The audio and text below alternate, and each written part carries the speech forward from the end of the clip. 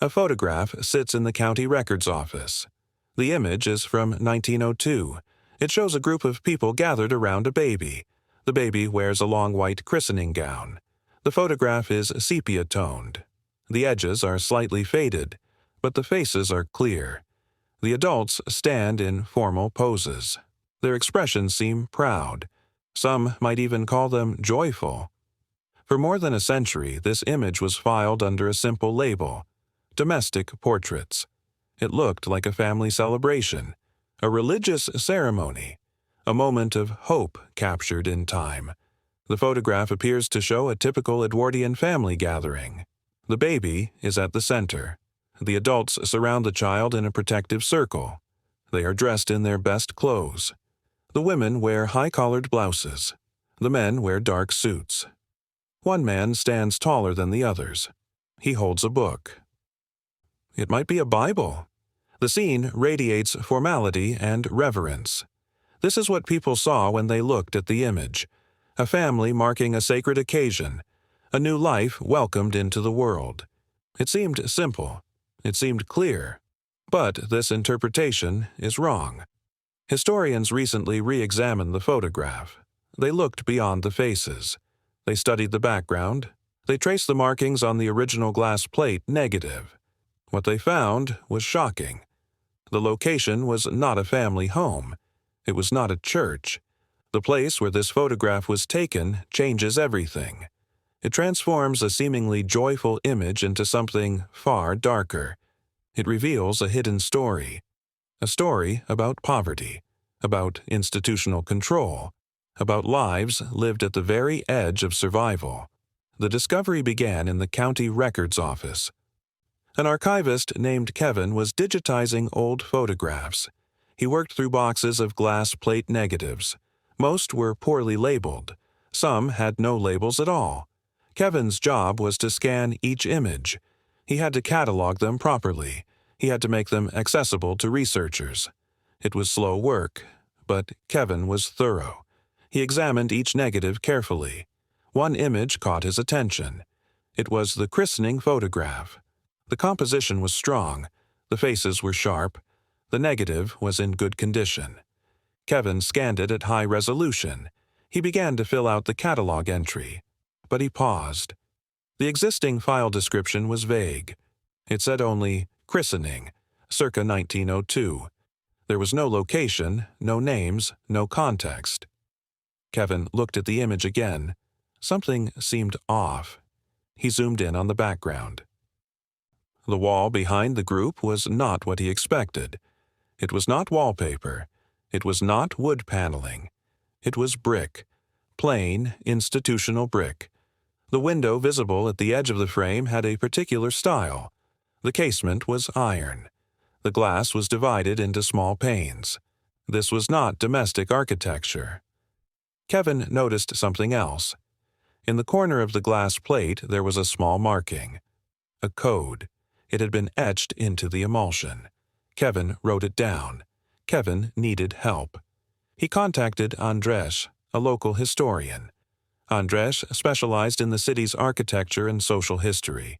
He knew the buildings. He knew the institutions.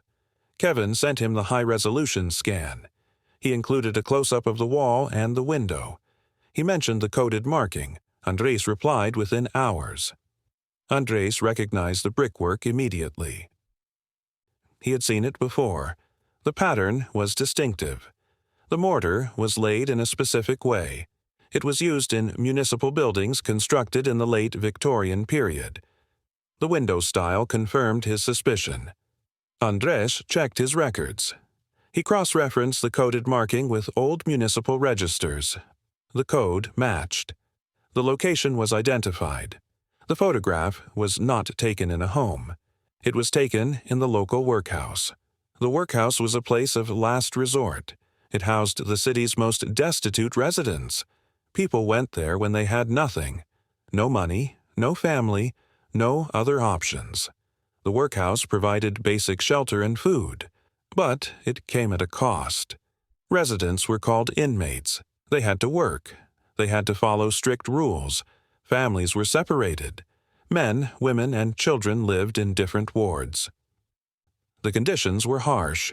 The workhouse was designed to be unpleasant. It was meant to discourage people from seeking help. Andres sent his findings to Kevin. The archivist stared at the photograph again. The scene looked different now. The brick wall was no longer just a background detail. It was a marker of poverty, of institutional confinement. But new questions emerged. Why was there a christening in a workhouse? Who were these people? Why did they look so composed, even dignified? The investigation had to go deeper. Kevin and Andres brought in a genealogist. Her name was Finn. Finn specialized in tracing family histories through public records. She had access to birth registers, death certificates, and workhouse admission ledgers. Kevin gave her the date of the photograph. He gave her the location. Finn went to work. She started with the workhouse admission ledgers from 1902. The records were detailed. Each inmate was listed by name. The ledgers recorded their age, their occupation, and their reason for admission. Finn searched for entries around the time the photograph was taken. She looked for records of births or christenings.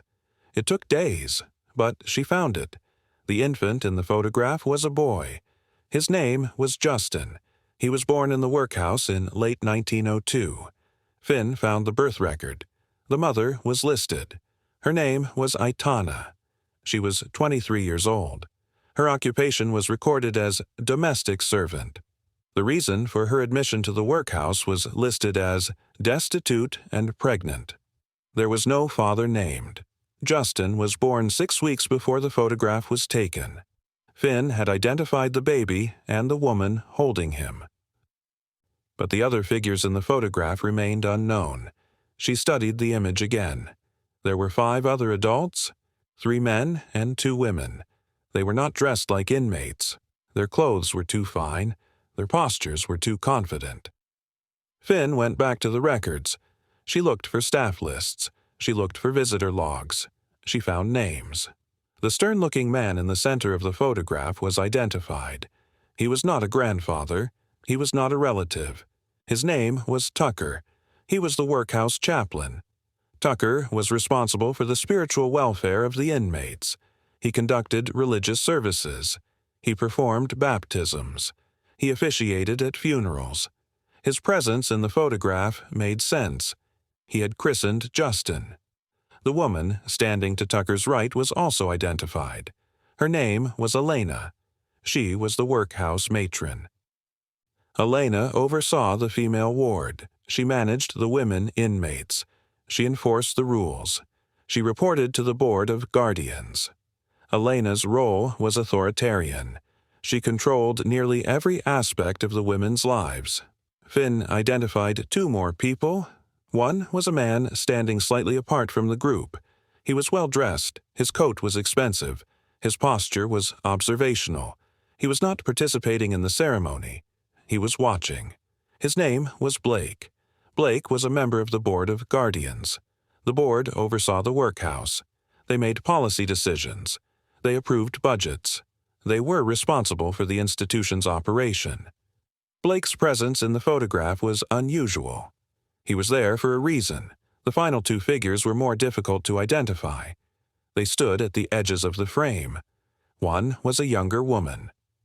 She wore a plain dress and an apron. She was likely a workhouse attendant. Her name was not recorded in the visitor logs. Finn could not trace her. The other figure was a man in a dark uniform. He might have been a porter or a guard. His name was also lost to time, but Finn had enough. She had identified the key players. The photograph was not a family portrait. It was an institutional event. Andres provided more context. He found references in old Board of Guardians meeting minutes. He discovered that photographs like this one were sometimes commissioned by the board. They served a purpose. They were used to document the care provided by the workhouse. They were meant to show that the institution was fulfilling its duties. The photographs were public relations tools. The image of Justin's christening was one of these photographs. It was staged. The officials were positioned carefully. The mother was included. But she was not the focus. The focus was on Tucker, Elena, and Blake. They represented the workhouse's authority. The photograph was meant to communicate a message. The workhouse was providing moral and spiritual care. It was fulfilling its Christian duty. The photograph was propaganda. Kevin, Andres, and Finn had uncovered the truth about the photograph's creation. But the human story remained incomplete. What happened to Justin? What happened to Aitana? Finn returned to the records. She searched for Justin's name in the birth and death registers. She searched for Aitana's discharge from the workhouse. What she found was heartbreaking. Justin's death certificate was on file. He died 3 weeks after the photograph was taken. He was 6 weeks old. The cause of death was listed as marasmus. Marasmus was a medical term used in the early 20th century. It meant severe malnutrition. It meant wasting away. Babies with marasmus were starving. Their bodies consumed themselves. They became skeletal. They rarely survived. Finn read the certificate again. Justin had died in the workhouse. He had never left. The christening photograph was taken just days before his condition worsened. Aitana had been unable to feed him properly. The workhouse diet for nursing mothers was inadequate. The rations were minimal. The food was poor quality. Many infants born in workhouses did not survive their first year. Justin was one of them. Finn searched for Aitana's records after Justin's death. She found a discharge entry. Aitana left the workhouse 2 weeks after Justin died. The ledger noted her destination as unknown. There was no forwarding address, no family to return to. Aitana disappeared from the records. Finn could not trace her further. Her fate was unknown. Kevin looked at the photograph again. Everything had changed. The image was no longer joyful. The pride he had seen in the faces was gone. He was looking at Aitana, a young woman in desperate poverty. She stood in the workhouse courtyard. She held her dying son. She participated in a ceremony she likely had no choice but to attend. The officials around her were not celebrating. They were performing. They were creating a record, a false record. Andres examined the photograph from a historical perspective. He noted the power dynamics visible in the frame. Tucker stood at the center. He held the authority of the church. Elena stood beside him. She held the authority of the institution. Blake stood at the edge. He held the authority of the state. Aitana held only her baby. She had no authority, no power, no voice. She was a subject, not a participant. Finn considered the infant mortality rates of the period. Workhouses were dangerous places for babies. The overcrowding was severe. Disease spread easily. The nutrition was inadequate. The lack of proper medical care was common. Babies like Justin died by the hundreds every year. Their deaths were recorded, but they were rarely investigated. They were seen as inevitable. The system did not protect them. The system failed them. The photograph was now understood in its full context. It was not a celebration of life. It was a record of tragedy dressed up as success. It was a moment of false piety. The ceremony was real. Tucker had blessed Justin. He had welcomed him into the Christian faith. But the blessing could not save him. The ceremony could not feed him. The photograph could not change his fate. Justin's life was not beginning when the photograph was taken. It was near its end. Kevin updated the catalog entry. He removed the label Domestic Portraits. He created a new file. He titled it Workhouse Christening 1902. He added the names: Justin, Aitana, Tucker, Elena, Blake. He included the details of Justin's death. He included the findings from Andres and Finn. The photograph was no longer a mystery. It was a documented historical artifact. It told a complete story. Andres wrote an article about the discovery. He published it in a local history journal. He described the process of identifying the location. He explained the purpose of the photograph. He detailed the tragic outcome for Justin and Aitana. The article reached a wider audience. People began to see the photograph differently. It became a symbol of the hidden stories buried in archives, a symbol of the lives lost to poverty and institutional neglect. Finn continued her research. She searched for other workhouse photographs in the archive. She found several. Each one showed a similar scene: officials posing with inmates, children in clean clothes standing in rows, elderly residents sitting in orderly groups. Each photograph was staged. Each one was propaganda. Finn began to catalog them. She created a database. She documented the lives of the people in the images. She traced their fates. Many had died in the workhouse. Many had disappeared after their discharge. Their stories had been lost. Finn was bringing them back. The photograph of Justin's christening became well known. It was featured in exhibitions. It was used in educational materials. It was shared online. People were drawn to the image. They saw Aitana's face. They saw the officials' postures. They understood the power imbalance. They understood the tragedy. The photograph became a teaching tool. It showed how context changes everything. It showed how images can lie. It showed how the past can be hidden in plain sight. Kevin continued his work in the archives. He digitized thousands of images. He found more stories, more hidden tragedies, more moments of institutional control masquerading as care. He worked with Andres and Finn to document them. Together, they built a comprehensive record. They made the invisible visible. They gave voice to the voiceless. They restored dignity to people who had been reduced to statistics. The photograph of Justin's christening stands as a reminder. It reminds us that history is not just what we see in an image. History is what we know about its context. It is the stories behind the faces. It is the lives lived in the margins. It is the tragedies hidden by propaganda. The photograph reminds us to look deeper, to question what we see, to seek the truth behind the surface. The past is preserved in millions of photographs. They sit in archives all over the world. They are filed in boxes. They are stored on shelves. They are waiting. Each one has a story. Some stories are joyful. Some are tragic. Some are complex and layered. But all of them matter. All of them deserve to be told. The photograph of Justin's christening was filed away for over a century. It was seen as a simple family portrait, but it was not. It was a record of poverty, suffering, and loss. It was a story that needed to be revealed. What other stories are waiting in the archives? What other photographs have been mislabeled, misunderstood, or forgotten? How many lives have been reduced to a single line in a ledger? How many tragedies have been dressed up as successes? The work of historians like Andres, archivists like Kevin, and genealogists like Finn is essential.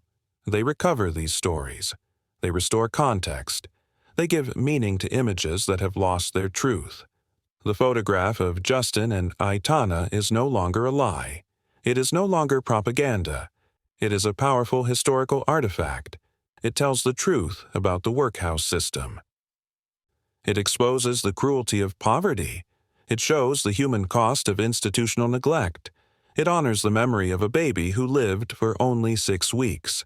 It honors the memory of a mother who lost everything. It stands as a testament to their existence.